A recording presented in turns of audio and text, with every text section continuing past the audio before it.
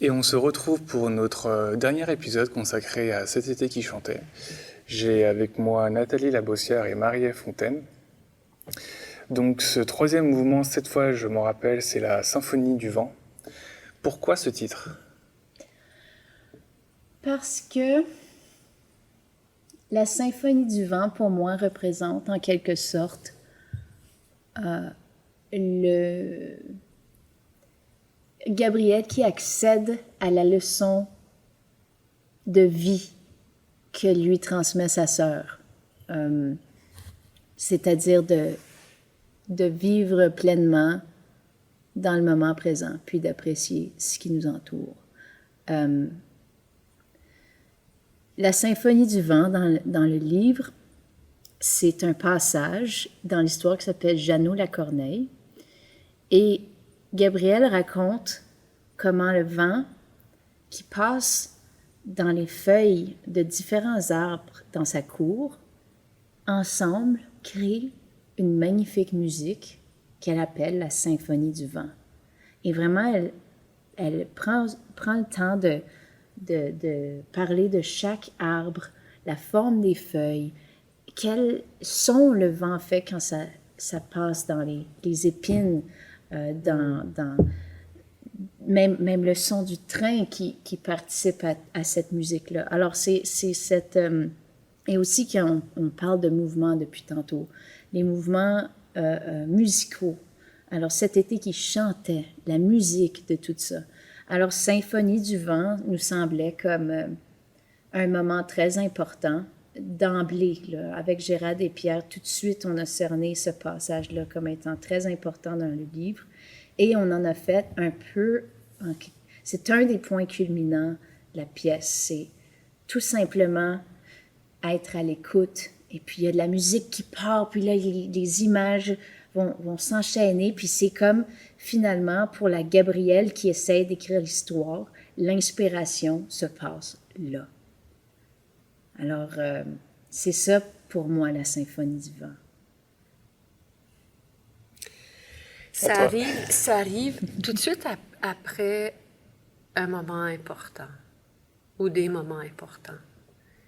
Et puis, je pense que c'est un moment aussi où Gabriel doit s'arrêter un peu, puis c'est comme faire le point de son expérience de l'été. Je pense que c'est pour ça, dans ce sens-là, en tout cas, et ça, pour bien apprécier le vent des plaines et du nord, c'est souvent le vent, moi, qui m'amène dans cet esprit de contemplation ou de réflexion. Alors, je pense que c'est ça aussi qu'elle fait pendant la Symphonie du vent. Puis c'est la troisième et dernière partie de la pièce aussi. Alors, c'est immédiatement après le départ de Bernadette. Vraiment, le mouvement 2 est consacré à la visite de Bernadette. Et le troisième mouvement, c'est un peu comme quand il nous arrive quelque chose, mais qu'on ne comprend pas tout de suite ce que ça veut dire dans notre vie. Et puis, il faut laisser la poussière retomber. Alors, ironiquement ou drôlement, la Symphonie du vent, c'est en quelque sorte la poussière qui retombe, qui se fait emporter dans le vent. Mais c'est ça, c'est un peu comme le constat de l'importance de sa sœur dans sa vie et aussi le geste créatif, la création de l'œuvre vraiment commence là. Mm-hmm. Parce que finalement, cet été qui chantait, notre spectacle est un peu la genèse de l'écriture du livre de Gabriel Roy, où on fait une interprétation libre de ce qui l'aurait amené à l'écriture. Et je pense que le troisième mouvement est axé sur cette création qui est le fruit finalement de... Elle saisit l'impulsion. Hein? Ouais. L'impulsion d'écrire. Puis là, ouvre les vannes, ça commence. C'est ça, parce qu'on la voit dès le début, elle est toujours en train de se promener avec son carnet de notes, puis on essaie d'installer ça, que Monsieur Émile, des fois, va dire des petits mots qu'elle prend en note, ou le paysage, des fois, va l'inspirer. Puis avec Bernadette, elle est moins dans son cahier de notes, elle est plus avec Bernadette. Puis c'est par la suite qu'elle va devoir comme documenter ça, puis saisir tout le truc. Ouais, c'est ça. C'est ça le troisième mouvement, en gros. Symphonie du vent avec Gérard Laroche qui produit justement ce vent. Il n'est pas avec nous, mais je me demandais comment est-ce qu'il a pu travailler ça avec vous, justement. Comment est-ce qu'il a pu reproduire ça avec les instruments et puis comment faire en sorte à ce que les sons qu'ils produisent viennent en harmonie avec l'histoire et les personnages. Moi, j'aimerais dire deux choses que j'ai observées de Gérald. C'est que, contrairement à d'autres moments, Gérald était là au tout début de la conception de ce projet, alors que d'habitude, le musicien arriverait plus tard, une fois que le texte est bien installé, une fois que la conception de la mise en scène est commencée, là, on invite le musicien. Mais là, Gérald est allé avec Marie-Ève et Pierre à Rivière-Saint-François, s'est imprégné de ce milieu. Et puis, il a été présent pendant tout le processus. Donc, il nous a beaucoup regardé, il nous a beaucoup observé, répété. De temps en temps, peut-être une fois ou deux par jour, il prenait quelques petites notes, mais autrement, il se laissait imprégner. Deuxièmement, Gérard Laroche, c'est un gars de bois. Il aime passer beaucoup de temps dans le bois, parmi les arbres, parmi les roches, parmi les rivières. Donc, il n'y avait pas besoin d'aller chercher trop loin dans ses archives pour trouver ces sons-là, je pense. Hein? Oui, absolument. Puis c'est le fun parce que de temps en temps, nous, des fois, on avait hâte qu'il s'installe pour nous jouer quelque chose parce qu'il nous regardait puis longtemps. Puis il arrivait des moments où wow, sans musique, c'était vraiment difficile de jouer parce que tout l'élan vient de la musique. En particulier pour cette petite séquence de scène où on est vraiment dans la symphonie du vent, parce que tout le mouvement s'appelle comme ça, mais il y a vraiment une ou deux scènes qui sont vraiment au cœur de la symphonie. C'est comme, on a vraiment besoin de cet élan-là pour se mettre dedans. Sans la musique, c'est comme, même... moi, il y a une scène où je regarde le paysage, puis l'inspiration commence à me prendre. Puis je sentais, sans la musique, je sentais que c'était ridicule ce que je jouais. Je faisais C'était comme très théâtral, mais d'une façon cliché, pas bonne. Puis quand Gérald est rentré, tout d'un coup, c'était comme là, ça se peut. Là, ça se peut, cette scène-là. Avec l'espèce de vent qui vient prendre, puis là, tu peux planer dans le paysage, puis là, ça a du sens. Alors, la musique est vraiment à la base de ce moment-là. Et puis, même ma conseillère dramaturgique, Maureen Labonté, on s'est questionné si on voulait garder Cet été qui chantait comme titre. Parce qu'on se disait, mais nous, c'est une nouvelle œuvre, fait que peut-être qu'on devrait se dissocier pour montrer que c'est un nouveau truc, que c'est pas une adaptation forcément. Puis finalement, on a tout essayé, le murmure de l'eau, on avait sorti plein de possibilités, puis finalement, Maureen, elle a dit, ouais, mais Cet été qui chantait, c'est un bon titre. Ouais. Puis elle disait, l'aspect musical est très important. Et c'est ça qui nous a amené au mouvement. Ouais. Même la cantate de Bach, il y a une cantate de Bach là-dedans quelque part. Alors le fait qu'il y ait la symphonie du vent, c'est très, très cohérent avec le titre de l'œuvre aussi. Puis là, c'est comme si toutes ces choses-là sont des indices qui nous ramènent quand on est égaré dans la création aussi. Qu'est-ce qu'il faut qu'il se passe ici? Cet été qui chantait. OK, il faut que ce soit de la musique. OK, la symphonie du vent, let's go.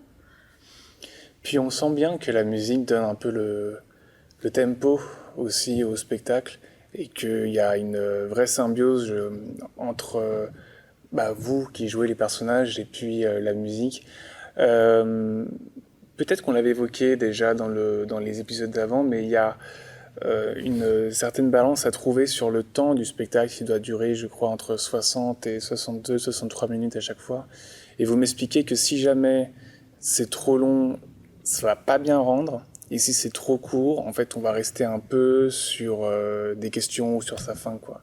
Est-ce que la musique aide, du coup, à garder ce rythme de rester sur cet intervalle qui, en fait, est très courte, hein, enfin, très peu de titres, entre 60 et 62 minutes? Mais c'est drôle que tu poses la question parce qu'hier, on a fait la pièce pour une captation vidéo. Puis à la fin, Gérald vient nous voir puis il nous dit « Ouf, vous êtes allé vite! » Puis essentiellement, il était en train de nous dire « Ben, vous pouvez vous fier à moi quand vous n'êtes pas sûr du rythme. Écoutez-moi, je vous le donne, le rythme. Je vous l'indique. » Puis c'est drôle parce que, des fois, moi, tu sais, toi, tu l'as senti vite. Moi, je l'ai senti bien. Mais alors, Gérald, en quelque part, est notre métronome. Mais ce qui est drôle, c'est que notre régisseuse nous a dit, vous étiez à peu près dans les temps habituels, mais ça veut dire alors que certaines sections, peut-être, ont été plus rapides, puis d'autres plus lentes pour compenser pour le fait qu'on a senti qu'on était rapide. Fait que, bref, oui, c'est très ténu, puis c'est pas tellement dans le timing numérique de la chose, mais plutôt dans la respiration de la chose, que ça se sent si on est dans le stress plutôt que dans l'amplitude de la respiration, du geste, d'une manipulation. Puis Gérald est là pour nous ramener. Il faut juste qu'on se rappelle de ça quand on est un petit peu perdu. On n'était pas perdu, mais juste des fois, quand il y a des petites choses imprévues qui se passent, ça peut avoir un effet domino, alors. Nathalie? Non, moi, si jamais tu n'as rien à rajouter, c'est non, OK. C'est beau. C'est beau, je pense que tu l'as bien dit. On arrive à la fin de cette série de 4 épisodes. Est-ce qu'il y a quelque chose que vous auriez aimé mentionner avant la fin? Par rapport au spectacle, à la conception? Pour moi, c'est sûr que après 6 ans de travail, je suis extrêmement fière de ce qu'on a fait ensemble, des relations humaines aussi qu'on a épanouies. Et puis, j'espère vraiment que le spectacle va pouvoir se promener un peu partout au Canada parce que si on a pris le temps de si bien faire les choses, j'espère que ça fasse en sorte que on puisse le montrer, on puisse en quelque part rentabiliser ces années de travail avec du public, que le partage puisse être fait à bien des reprises. Et aussi, on aime ça, jouer ce show-là. Alors, ça serait le fun qu'il y ait une suite. Il y en a une. Donc, il y a une suite en préparation Oui, déjà? il y a une suite en préparation. On s'en va cet été à Petite-Rivière-Saint-François, le village qui a inspiré les histoires. Et on va jouer dans la cabane à sucre du domaine à Ligorie. Ça va être tout petit, alors il va falloir s'adapter un peu, mais ça va être magnifique de jouer dans ce petit endroit. Ça va être très spécial parce on joue juste 2 fois, puis il y a 45 places par soir, alors ça va être une expérience très intime, presque. Très particulière, mais qui va un peu boucler une boucle. Ça va être magnifique. Ça va pas être dur après de terminer le spectacle et... Peut-être, mais il y a aussi une suite qu'on peut pas vraiment encore annoncer. Alors... Mais donc, c'est ça, il y a une suite au projet, donc un projet, autre... On remise pas trop longtemps le décor, mais dans quelle mesure il y a une suite, ça c'est encore à déterminer. Mais, Est-ce que vous pouvez me dire si c'est un spectacle ou si ça va être... C'est cet été que je chantais. Mais... 2. Non, un autre 6 ans, oh là là. Je pense que pour clarifier, c'est que le spectacle ne se terminera pas à Winnipeg. On cherche vraiment à ce qu'il puisse se promener puis qu'il puisse faire sourire d'autres cœurs un peu partout au pays, C'est peut-être comme ailleurs. Moi, j'ai des gens qui ont fait des prédictions que c'est une perle, c'est une perle de spectacle qui va plaire, qui va toucher aussi. Moi, c'est ce qui m'intéresse. Puis, je vais en profiter pour dire que je suis vraiment fière de Marie-Ève parce que je l'ai vue commencer. Je l'ai entendue penser à cette idée-là à l'autre bout du fil un jour qu'elle était à Petite-Rivière, puis elle avait une idée, mais elle ne savait pas où commencer. Donc, je suis vraiment fière que tu as tenu ça, là. Puis tu as fait confiance aussi. Tu as fait confiance au processus, puis tu as fait confiance aux personnes qui étaient là avec toi, qui ont façonné doucement cette perle. C'est pas pire de travailler avec sa maman qui prend soin de toi tout au long aussi. C'est pas pire. Pas pire pantoute. Eh bien, écoutez, merci beaucoup, pardon. On va s'arrêter là sur cette série. Donc, déjà, je remercie les personnes qui nous ont écoutés jusqu'au bout. Je pense qu'on n'avait jamais été jusque-là en termes d'épisodes consacrés à un spectacle. J'espère que je vais pouvoir, avec mon équipe, refaire ça d'ailleurs sur les spectacles suivants et de la saison prochaine. J'invite les gens à venir voir Cet été qui chantait, donc aujourd'hui, ce mercredi 31 juin à 19h. 31 mai, pardon. La fatigue qui s'accumule un peu là. Oui. Le 1er juin, donc demain à 19h également, et puis vendredi et samedi à 20h. Le spectacle est d'une durée d'1 heure, avec une tarification sociale qui va à 0, 15, 30 et 40 $. Merci à vous et passez une bonne semaine. Merci Florent. Merci beaucoup. C'était Le Café Molière, un balado du théâtre Cirque Molière en collaboration avec la radio Envol 91 FM. Si vous avez aimé cet épisode, n'hésitez pas à vous abonner sur nos réseaux sociaux. Vous pouvez également retrouver l'ensemble de nos épisodes sur les plateformes d'écoute en ligne et sur cerclemolière.com.